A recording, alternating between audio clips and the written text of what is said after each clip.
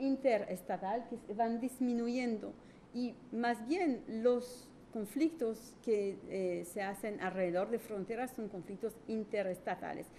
A veces los conflictos intraestatales, las guerras civiles, tocan el tema de frontera porque las guerrillas, las fuerzas armadas cruzan de estas fronteras, pero generalmente lo que concierne a fronteras finalmente a nivel de la conflictividad mundial está bajando y eso creo que es algo importante de tener en memoria para el desarrollo de mi demostración, ¿no?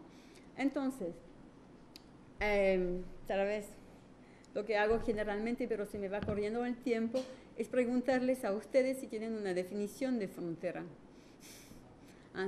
También me ayuda en ir más o menos al detalle.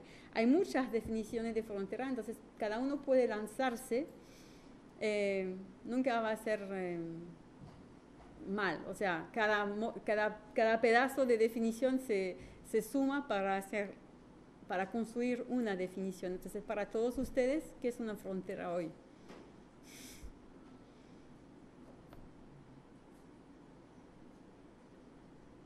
¿Nada? ¿Por qué vinieron entonces? ¿Tienen que firmar resistencia o...? ¿Nada, Nana? Vale.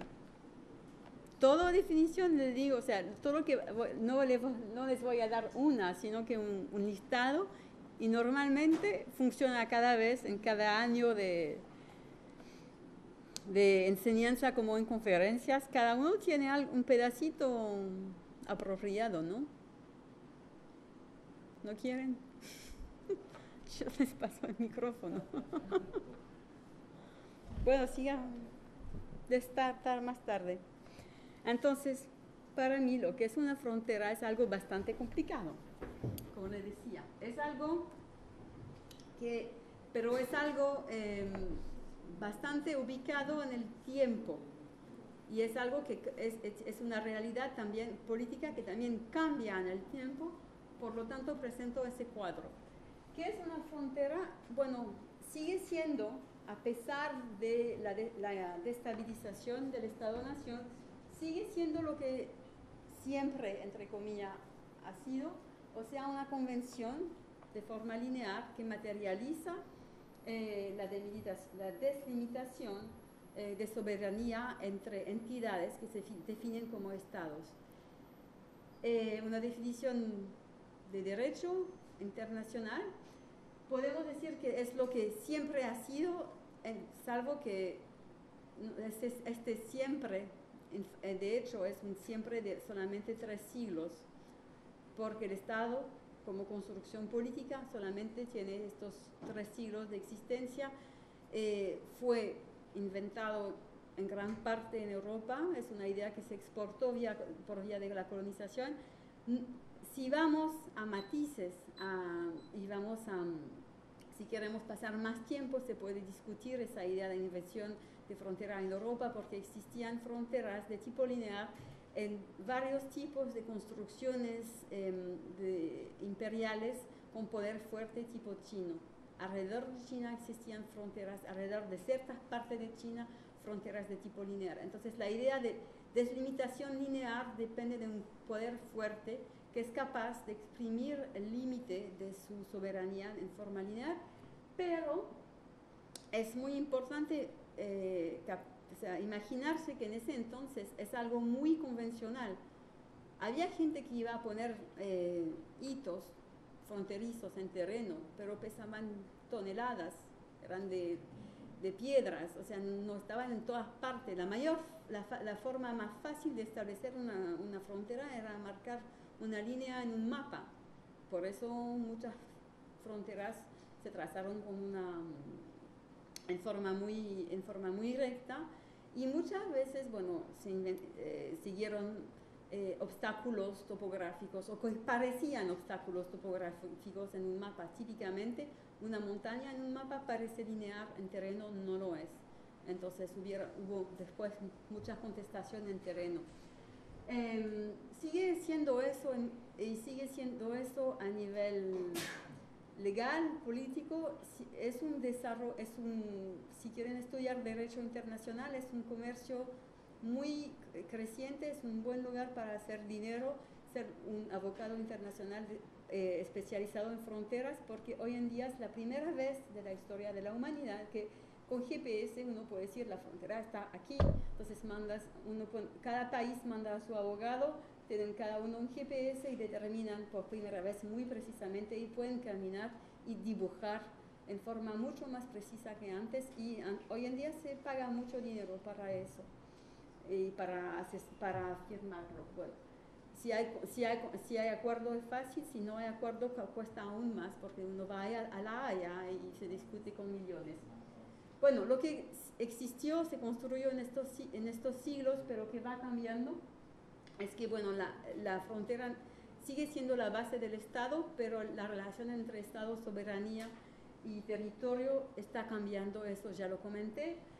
Lo que está llegando a ser es algo cada día menos lineal, más reticular. Puntos de entradas a aeropuertos están vinculados entre sí por sistema de computarización y eso llega a ser la frontera. Lo que sí ha sido antes y que permanece es una realidad mucho más antropológica, mucho más social, un espacio de encuentro con el otro, un espacio donde la alteridad se construye y por lo tanto es un espacio que no está al punto de desaparecer a pesar de que su peso político internacional está cambiando.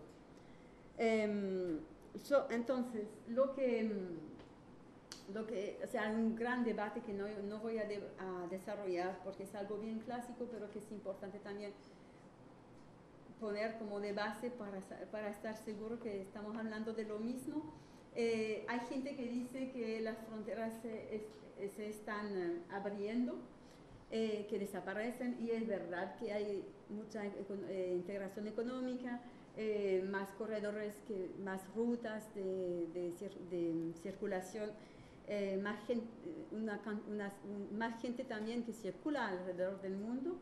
Entonces, en ese mundo que se desmilitariza y que se abre a los intercambios, dicen los geógrafos Lévy-Dussault, la frontera finalmente no tiene mucho sentido. Otros dicen que no, se está cerrando, hay mucho más demarcación, se están inventando nuevas fronteras casi cada año por ejemplo, entre los dos Sudanes, después de toda la ola de creación de frontera en Europa en los años 90. Entonces, la realidad fronteriza es, en ese sentido, móvil históricamente. Más fronteras cerradas.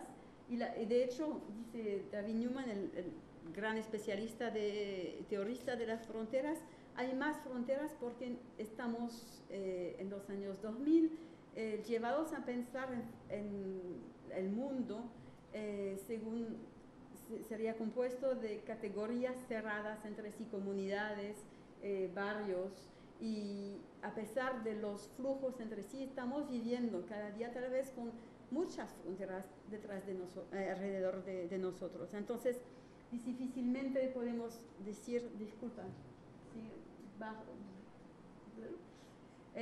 las fronteras se abren y se cierran al mismo tiempo, es lo que la literatura califica como debordering y rebordering.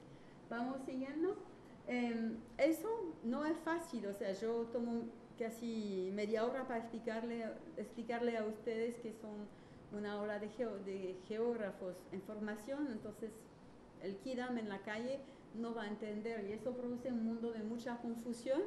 Una confusión porque la materialidad de la frontera ya no corresponde con la función de control se actúa en otro lugar, la materialidad a veces no está, puede haber un hito, puede no haber un hito, algunas fronteras están abiertas, otras cerradas, y más bien las fronteras siguen tomando un papel importante en nuestras vidas, pero como dice el filósofo Balibar, ya ahora son más fronteras internas, se ven alrededor de cada uno que realmente en un límite exterior del Estado.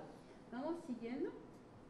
Entonces, en ese contexto, yo propongo, o sea, con Frédéric Giraud proponemos hablar de frontera móvil, y eso le voy a explicar un poco más lo que está detrás de esta propuesta.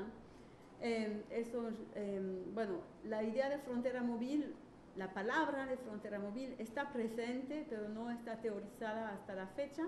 Está presente en la prensa, por ejemplo, hablando de, aquí en una revista de derecha, de un problema de glaciares que se está derritiendo en Europa, en los Alpes, y la frontera estaba definida por el nivel de ese glaciar. Podría no importar, salvo que hay un resort de esquí en ese lugar y hay un ski lift que va a la cumbre de ese glaciar, y ahora en el verano no hay glaciar, entonces según la definición de la frontera, la cumbre del lift ha cambiado de país. Entonces, ¿qué hacemos? Bueno, problema de derecho internacional entre Suiza e Italia. Bueno,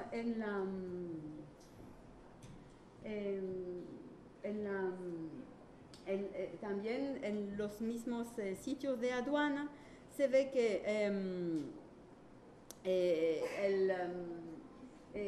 dice la aduana que ahora los controles en Europa por lo menos son aleatorios, porque en el espacio Schengen no está permitido controlar a la gente en la frontera misma, pero entonces no se sabe muy bien si siguen siendo controles fronterizos o controles en general, y qué se controla y por qué.